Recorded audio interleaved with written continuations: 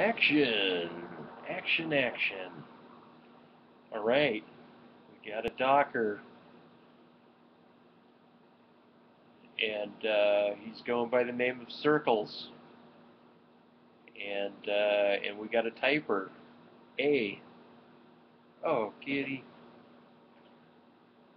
And we got more to do on the drawing. Kitty. Shit. And you found your shop.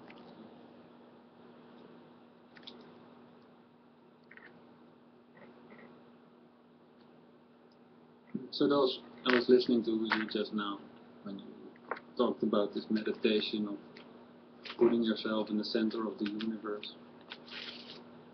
As a whole, people spoke directly to you. Um, and your interest in having people to adopt that idea. Uh-huh. So what does it do for you to meditate that way, and what do you think will it do for others? Is there a benefit? Is there a goal? Well, is there a benefit for that kind of meditation?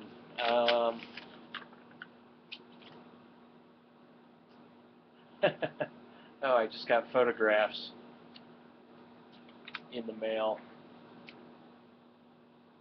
That's me with this girl and her painting.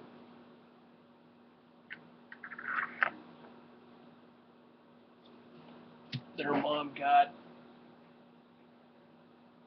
Well, that I got for them.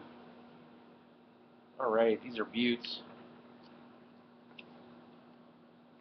As long as the cat doesn't scratch them all up. Well, I'm looking for kinship, and so I figured if people could get into this kind of meditation, then it would be beneficial for me to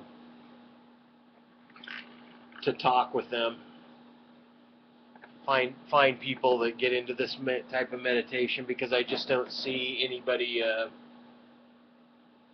I don't know of anybody that falls into. I don't know the process in which certain people fall into psychosis. So I'm looking for a means of connecting people to kind of a beginning a beginning realm of psychosis, and that was the best I could come up with was a certain type of meditation of denouncing knowledges and being caught up in your present. And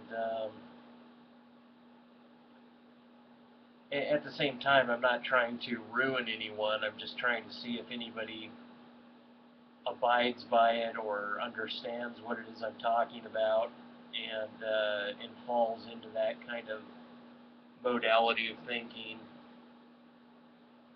It's I don't know. And for you yourself, do you get in that modality by choice, or do you find yourself then? Well, for the most part, it's me finding myself there, and other times it's by choice. I just start looking at things that way. But for the most part, it feels as if I'm drawn into it. I'm drawn into thinking about things in that way, and yeah, I don't know. I don't know. Yeah, so because I find myself in it more so than being able to actively put myself in it, I'm really not certain whether or not people would be able to actively put themselves in it.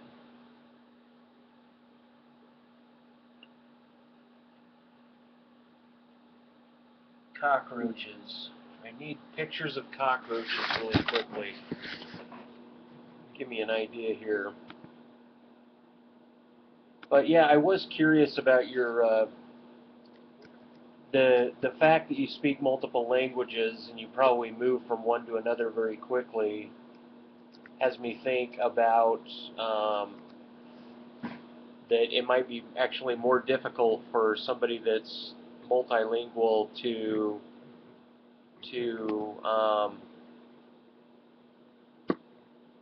to fall into that mode of thinking, because I think that they wouldn't have a central point of their thoughts without immediately appealing to another language and moving their center of thinking to that other language. I don't know if that makes too much sense, but Not totally. Maybe because even when I speak, no, I don't think Dutch when I speak English. okay. Like it's like what you told about symbols. When you look at a stop sign, you look at it without translating it, without verbalizing it. And I guess it's the same with languages. And the non-verbalization is, I guess, the center of my inner dialogue when I use English to speak. Well, then maybe it would be just as easy. And obviously you guys, there's people in your country that are multilingual that suffer from psychosis or psychotic modes of thinking. Um, it's just, It's more. I think it's more related to schizophrenia, isn't it? It's more related to language, that spectrum. yeah. Well, I assumed so. I assumed that my study of language helped me fall into psychosis. It's just that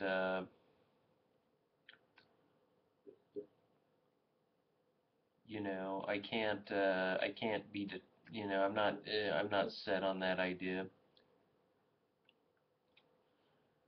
But I did think, because I can only appeal to one language, that the central theme of my meditations always rested in the center of English, meaning that there was no appeal to translation mentally. There was no way to flee from my English into a whole other language, looking for meaning, looking for alternative meanings, um, where someone multilingual would be able to,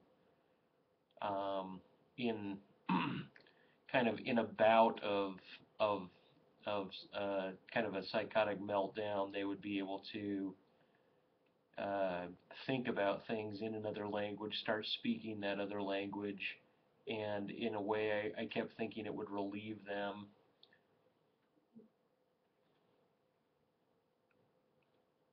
But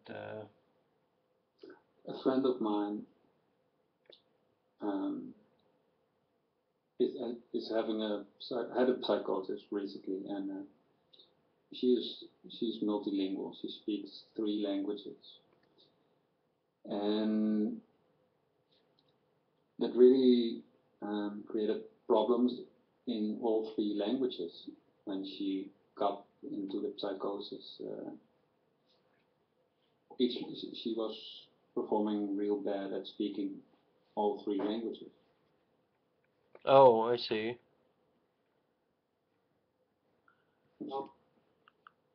So she couldn't switch easily. It was like one blur, and she had trouble with the grammar and her vocabulary and the syntax. And still, after the psychosis, having the language is much worse now than it was before. Her Probably has to grow back. her language her language speaking ability is worse, you'd say? Is that what you mean by that? It's worse? Yeah, that's what I mean. Wow. Wow. Well, Yeah, whatever my hypotheses are about that, I can't resolve necessarily. What were you gonna say? She also hears voices, and they speak in different languages, Oh, but not only in her native language, also in the languages she learned after that.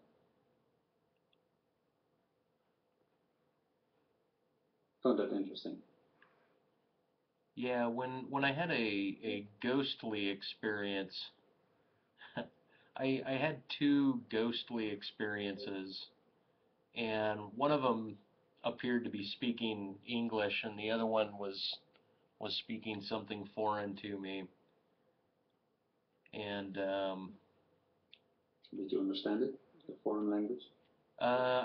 it was just indicating that I needed to go down the hallway.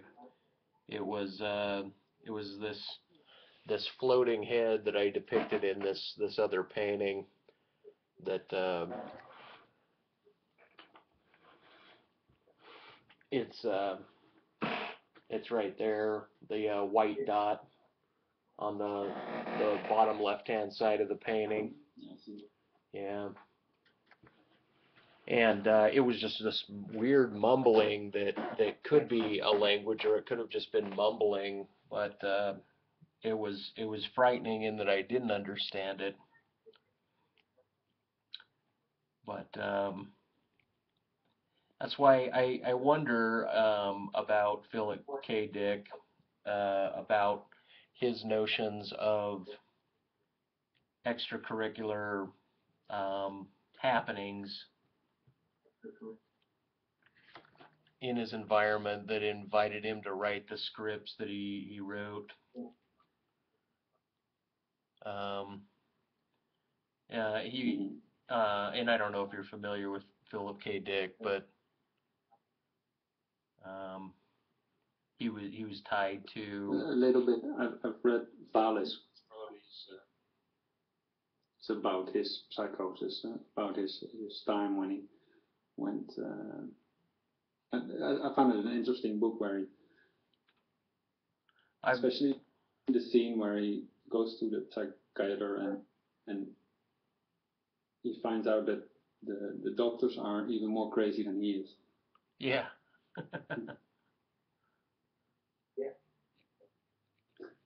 Yeah, I've never read that book. I've never read any of his work. I've just seen the movies and then listened to synopsises about his condition. Mm. So yeah, I by the sound of you, I mean by the sound of our conversations, you sound as if you're fairly well read on probably a lot of things, including a lot of non fiction work. Um, well, I'm not so well read, but what I read is more fiction than non-fiction. I found it hard to read philosophy books and grasp the whole idea in my mind. And what I remember when I read is mostly the feelings that I have when Uh, I read, not the details of the story, but just the emotions and the sequence of the emotions through the book. And right. that's more easily more pleasurable with fiction than with non-fiction for me. Yeah. Yeah, I was real emotively tied to reading Derrida though. He kind of brought me into these emotive states that Mhm. I could relate to in a fictional book, but also um, it was it was very heady also. But yeah, it was funny. I was speaking to Amendum yesterday about thinking with your gut and how when you interact certain people or certain situations or certain stories, your gut churns in a different way. You know, you could say, you know, and then I brought up the you know, how Egyptian canoptic jars were filled with the organs and the brain was just cast out as if it was useless. And then this phrase of having a gut feeling or a gut reaction, you know, what that could possibly mean. And And what does it mean? What do you think it means to think with your gut? well, it wasn't so much And to what is it? um,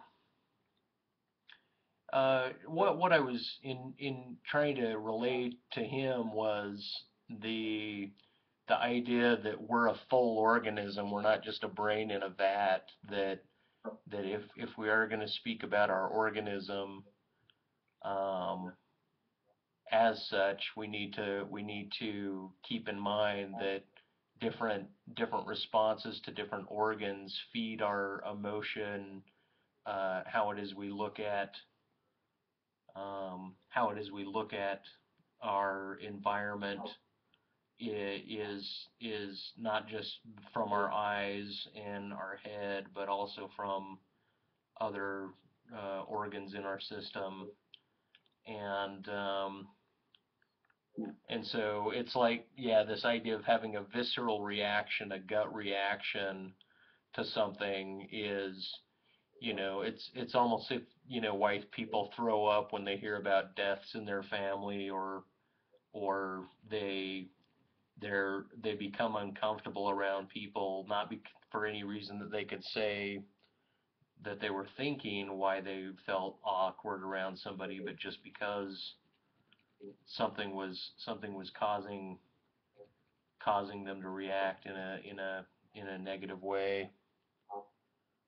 But I mean, it's a good question. I don't know how I would exactly expound on it. I believe I believe that we think with our whole body. It's not. There's no real. For me, there's no real separation. There's just one me, and the nervous system plays a role in my thinking process. Maybe even more so than my brain. Maybe my brain comes afterwards. The conscious thought. Hmm. Yeah, it does seem like the thought just kind of follows. Yeah.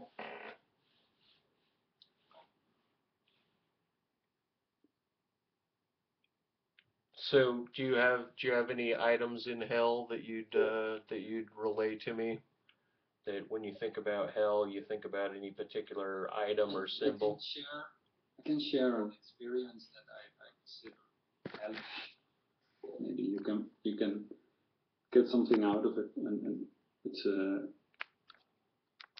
it was when um, I used some drug, and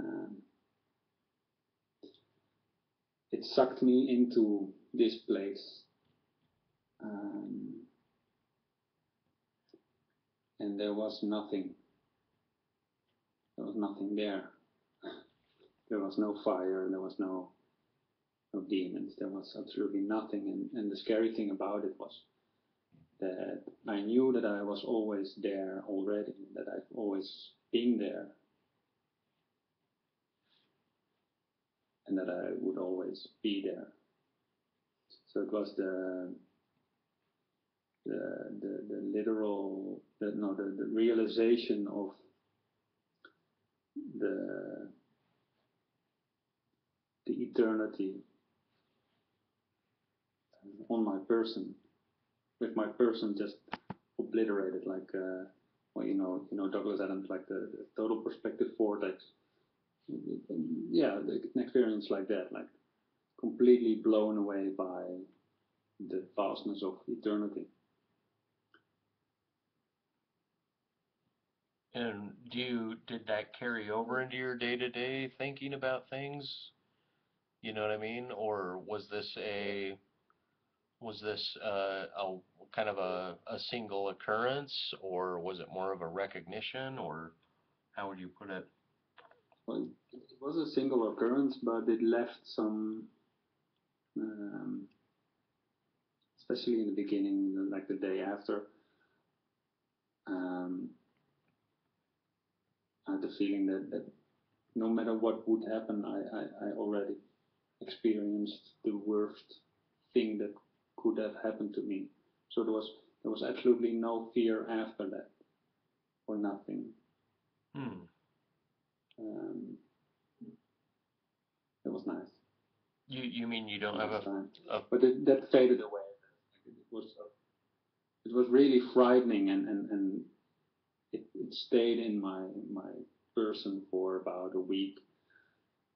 Not the fright, but the effects of it, like it swept my my mind from little things, and could just enjoy what was there more easily than before. huh? Yeah, no, that's Salvia was salvia what I used. Do you ever use it? um I've used Solvia at one point. So this was a drug related experience then. Yeah. Yeah. Yeah, that's How about your interesting. salvia experience? Can you share one? I can't say it affected me too extra much. Um, it kind of just brought me down a little bit, meaning it really mellowed me out, and I ended up just kind of sitting still and contemplating. I didn't really have anything to write home about, so to speak. Mm. So it definitely wasn't a.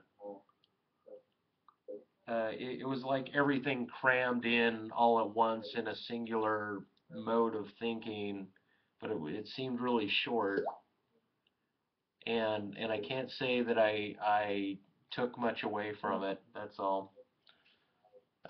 It wasn't a drug that I was particularly moved by compared to other drugs. And I know a lot of people are really affected by it, though. Mhm. Well, I guess there's a certain threshold. Uh, if you go over that, then there's weird stuff. There's other worlds. There's beings, and it's a crazy world. Yeah, and I wonder, How about other drug experiences? uh, well, acid is the one that, I don't know, acid and marijuana both affect me in very dramatic ways. Marijuana always, moves me into a whole different realm. Like, it makes me feel like I'm a different person. And when I feel like I'm a different person, then I shouldn't say in its entirety, like my identity isn't lost, but the way in which I start thinking about things changes so drastically, or I'm so amped up on the difference of how it is I'm thinking about things when I'm on it, that it appears as if I'm like another person. Just that sensation of being another person within your person. Um, Mhm. and then acid, it's lovely because it's a time drug. It's like it was best described to me, and I best think about it in terms of time dilation. That time is dilated in squozen together like you're in a clown balloon, and you can blow up and bubble an end, make it really big, and then you can squeeze the next point of it, and as if my time dilation was distorted really heavily, And the sense of no groundedness really came evident, that no matter what I believed the ground was, whatever my thought was about what the basis of reality was, kept infinitely falling into another mode of what that ground might be. And so that kind of gave me the sense of infinity there. Um, just constant falling, Mhm. and there was something really lovely about that constancy of falling. But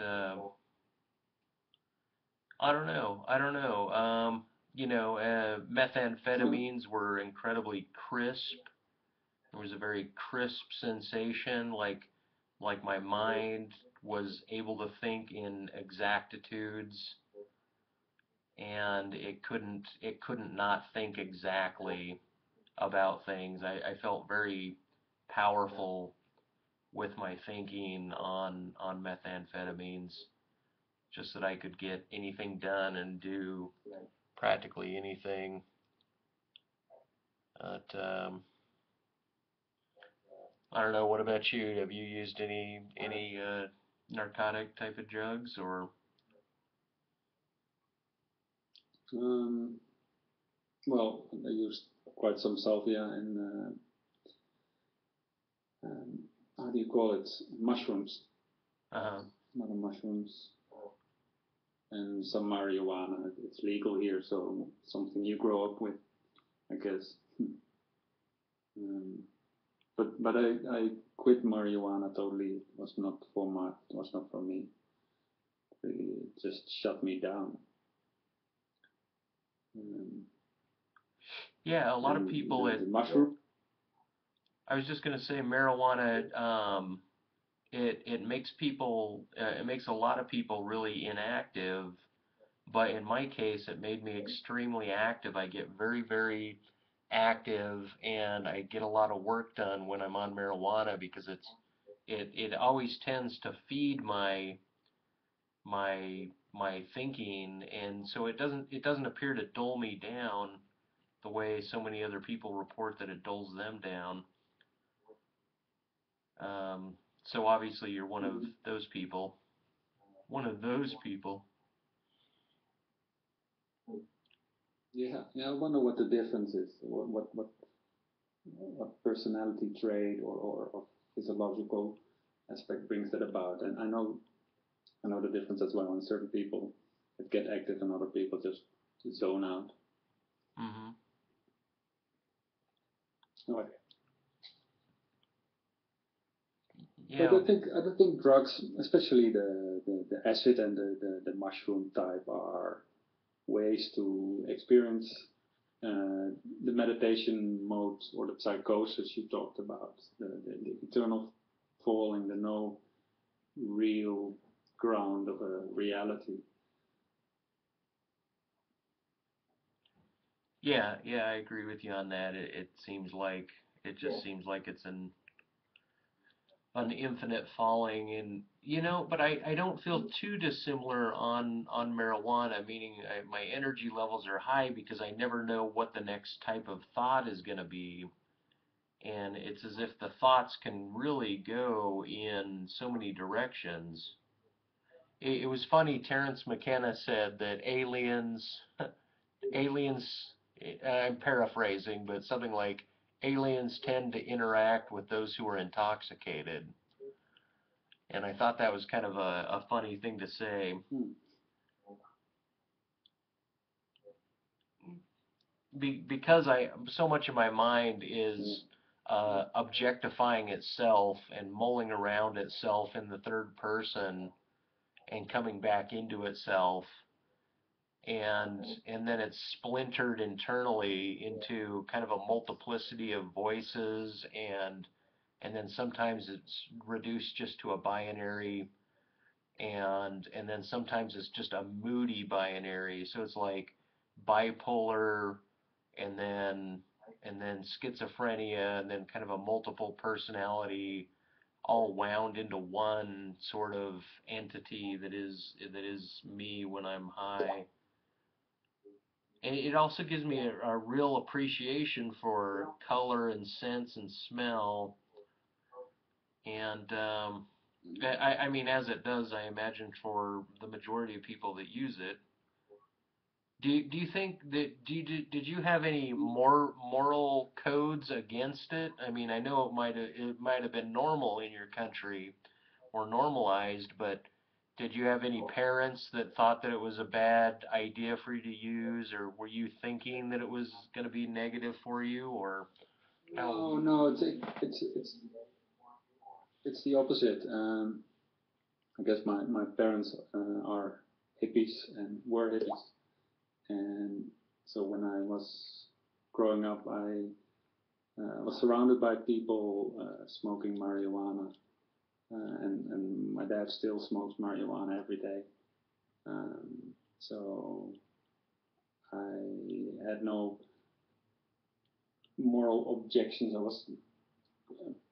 Um, it was all around me, but I guess I had a lot of I came how do you say contrarian to the ideas of my father. So maybe that helped me not use it. Right, right. That made me yeah do the opposite.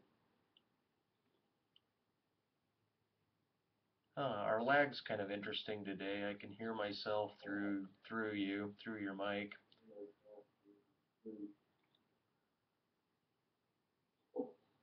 But, yeah, having a contrarian idea, yeah, I mean that would be a repulsive idea if your dad uses it.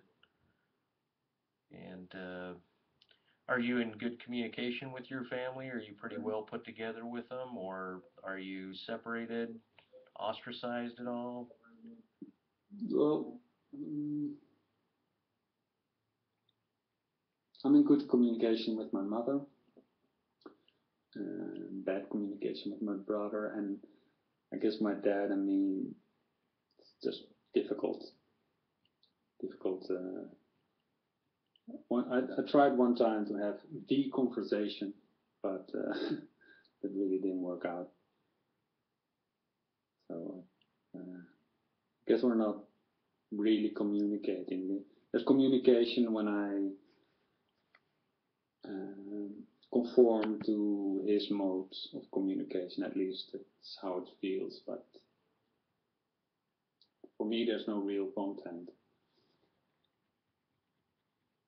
in that mode. Why is But the that? rest of my family, yeah, on good terms. Why is that? Why is that? Why is what? Why Why is are there you no not in? content? Yeah, why is there no content with your dad, or poor communication?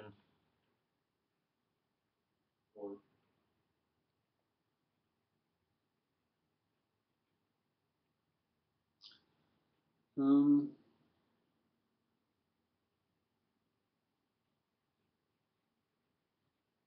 no, I thought about it a lot, and it probably has to do with the fact that a long time, a big part of our lives, we shared interests and activities, and at a certain part, I became this contrarian, and that involved, well, it was like putting myself on the world, like being myself instead of an echo, and that involved uh, creating a distance, and maybe the distance became so great that there's not much common ground anymore. I see. Huh. Yeah, even though I'm really close with both my parents and I speak with them, I don't know what I can say is common ground other than there's just so much of my base knowledge about things, my base political understanding and kind of my temperament is like theirs.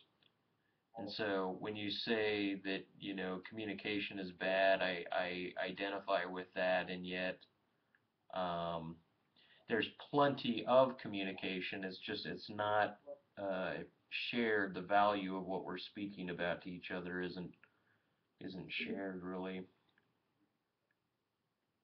But, I'm always curious of other people's family structures. How about your parents? Are they together or separate? No, they're together. They were married in their early 20s and they've been together. They're both reaching 70 now, and there was only one year that I thought that they might have some problems, and besides that, they've been together, and which is kind of awkward because I have such a hard times in relationships and keeping relationships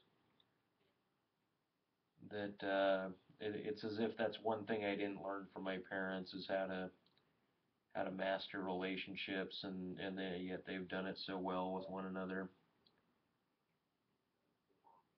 Mm-hmm.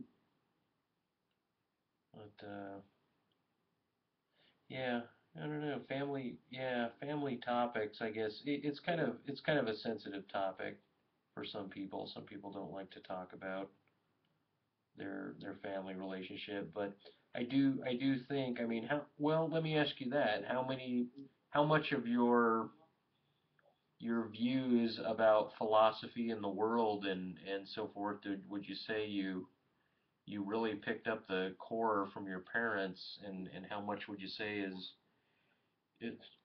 is more individual to yourself or community or other people?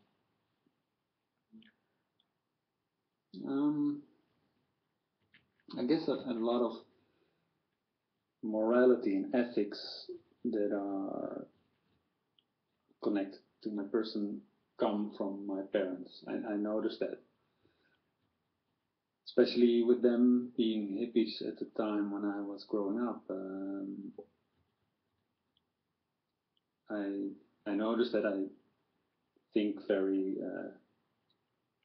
empathetic, and like I think in communions and the greater good, utilitarian, and things like that are part of me, even though I don't think I picked them up from. Uh, well, I think they come from my family, a very moral upbringing, and I'm not.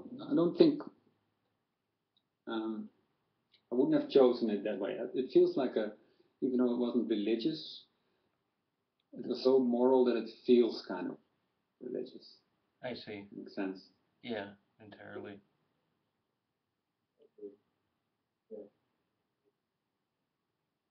And I don't know. I'm not sure about political views and ideas. I think those are easier to shake off and acquire new ones.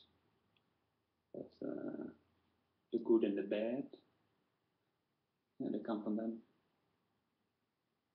Yeah. Yeah, I don't know. I picked up a lot of political views for my early development in what's going on politically speaking. I picked up from my parents were very democratic in their opinions about things. My mom was very big into feminism. I mean, in terms of her personal outlook as far as men-women relationships, and she presided over the family as being the dominant force, gender force between my two parents. Mm-hmm. But yeah, and I wonder to what extent I became philosophical because of Any that. sisters? But go ahead. You have sisters? I was asking you if you brought how many brothers and sisters, and if they were of great influence to your Yeah. person. Oh yeah. Both of them are. I have an older brother and a younger brother. No sisters. And the lack of sisters probably had me it really affected my sexual approaches to women. I think, you know, I viewed them as more foreign to me than familial, in a lot of ways. And it was only after I started just viewing humans as humans for human sake, so to speak, that women were just included in that. But anytime there was division, I always appealed towards more male, masculine thoughts on things. And but yeah, my older brother, he's homosexual, and he lived in a pluralistic relationship for the majority of his adult life with two other men. And and just being around him allowed me to really extend myself into an effeminate mode, where I was very effeminate, just this side of of the effeminate masculine dichotomy there, if you will. And my younger brother, he was always a fighter and very masculine and very brute forcious.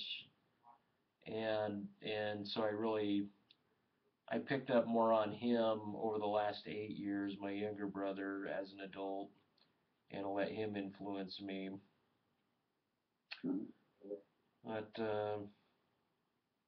so there is and that. if you look around, like the friends that you have, are they mostly men or female? It's kind of Friends?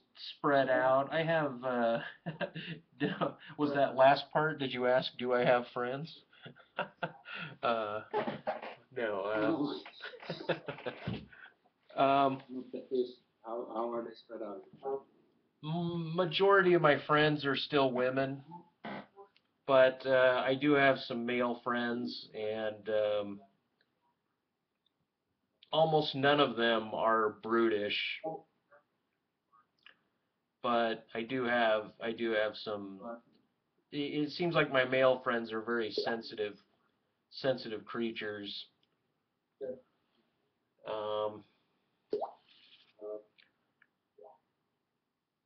but yeah, still the majority of my friends are noted as women. And how about Someone in you? the chat asks if you would suck a tranny.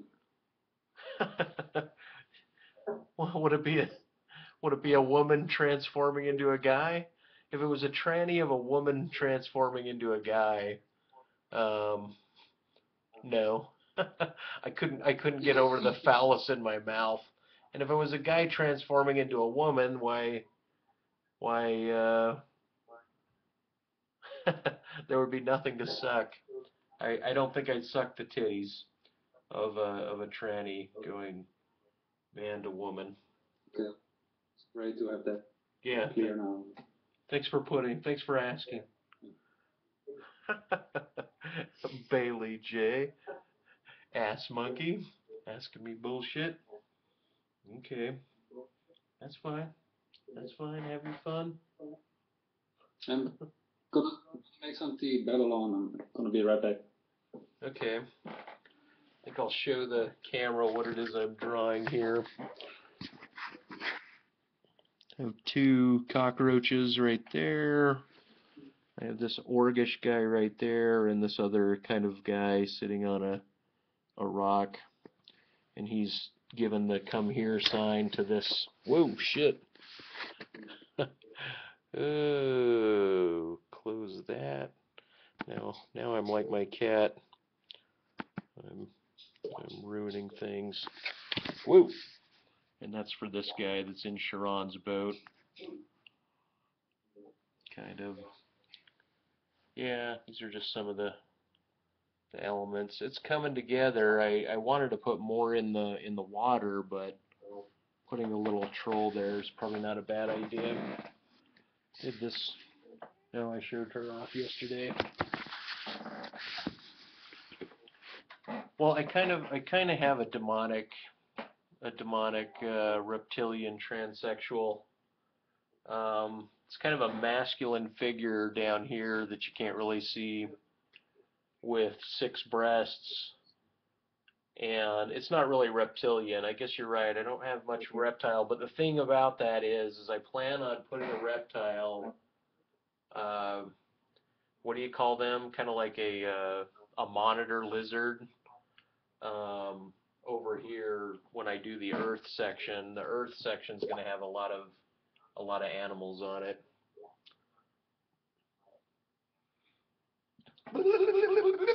Here's for you, Bailey. Oh, kitty, I didn't mean it. Don't run away. Don't run away, little buddy cat.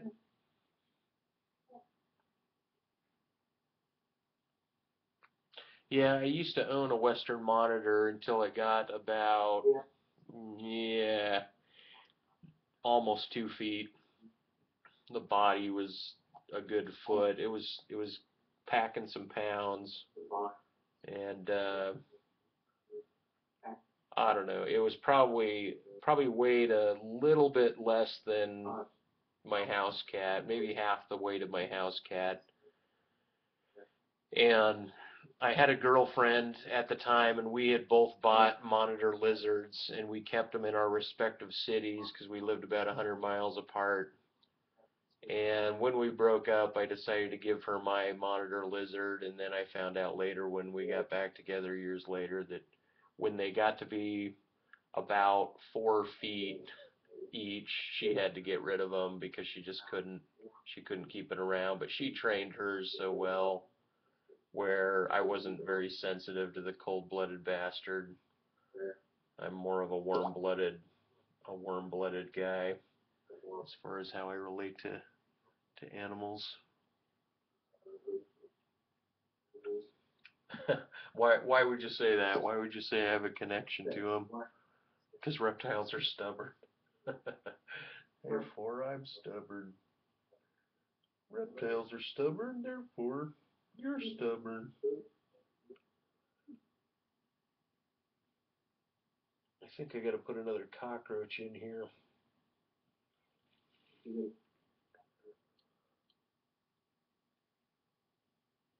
Then it'll probably wind down the YouTube video because we're going on 50 minutes again, but I can at least go do another cigarette. Because about every 40 minutes I'm smoking a cigarette. I don't know what Boros is.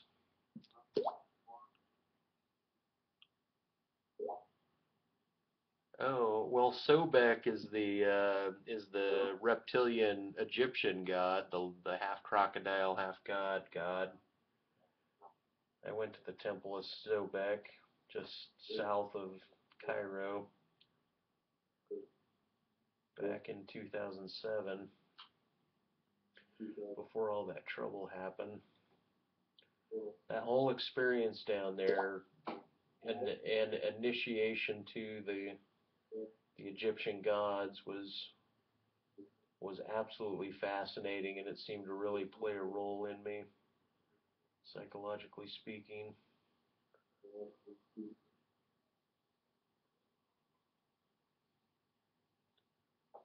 Yeah.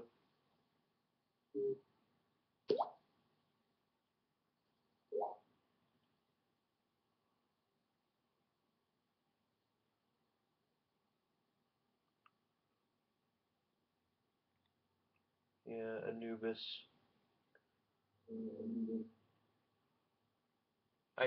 That's what I was going to put in here, were my 4 of the Egyptian gods: Anubis, Hathor, Do.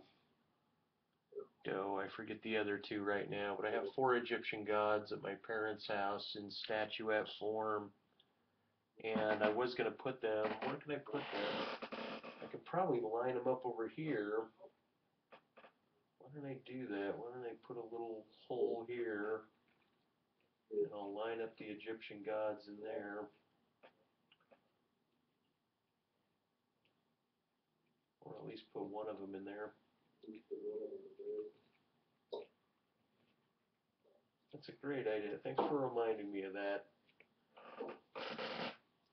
Bailey. Beetle Bailey.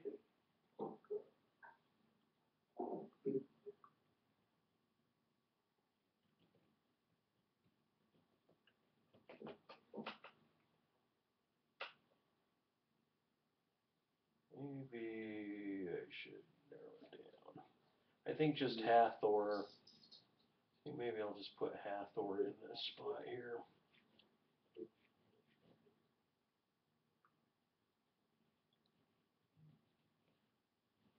Instead of multiple gods.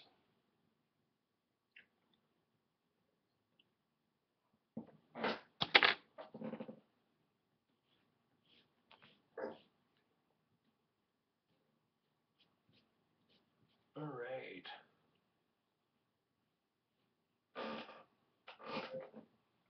I keep doing these little divots in the wall, in the dirt, and then putting an item in, as if some very specific item. For some reason, I put an hourglass at one of the lower levels or higher levels of hell. Just time running out is a little bit spooky. And I have a walnut for all notions, all metaphors and associations tied to nuts. Having your nuts in hell seemed appropriate, but I really wanted the nutcracker. But haven't got around to putting that in yet.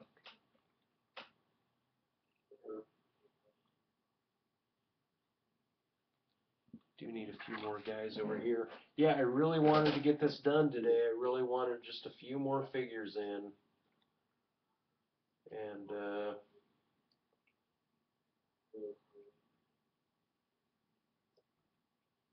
And then call this hellish section done.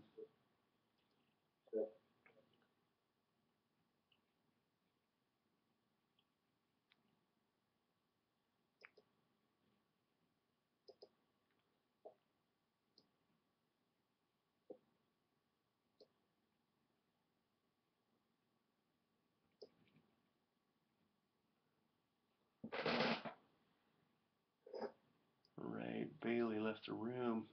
Little troll trolling me.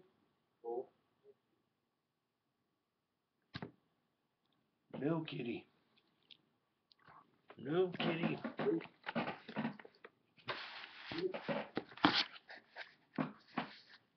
Come over here, kitty.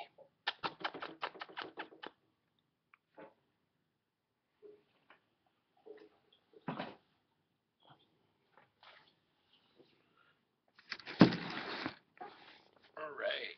Oh, hell, I'm just going to go have a cigarette.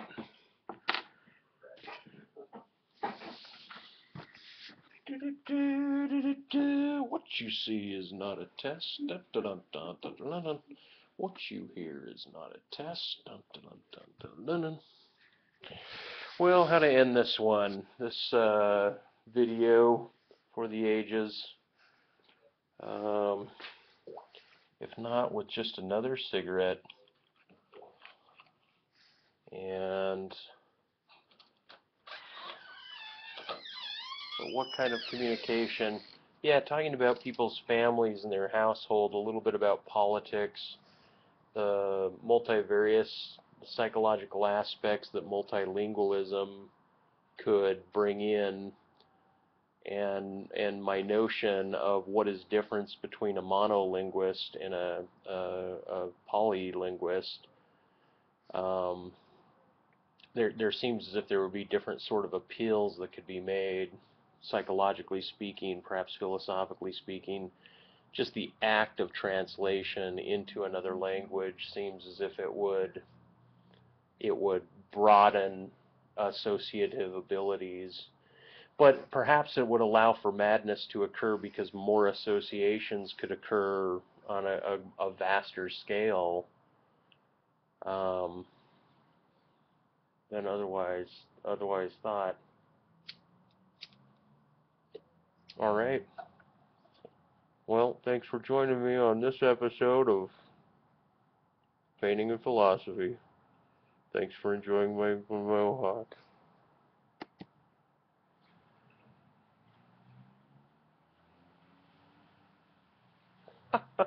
And it's still recording.